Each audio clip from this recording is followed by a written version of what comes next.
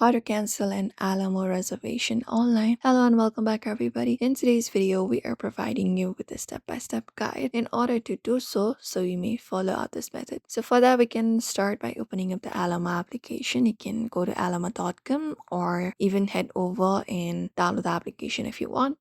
After that, log. So in order to log in, you can look at the sign in option in the top of the screen and go ahead and log in, and we can start up the cancellation. For that, we can directly look out for the manage reservation option. Usually in the application, you can directly find that, or in the website, you can look out for the menu option in the top right and tap on it. After that, basically look out for reserve and drop it down, and we can directly find a section called view, modify, and cancel. So just go ahead and tap on that option, and once we tap on that option, we just need to head over and start of the cancellation. So we can look out for our current rental or upcoming rental. We may just head over to one. If you want to find your current, you can tap on current, or for your upcoming, you can look out for those. Now we need to provide in our details.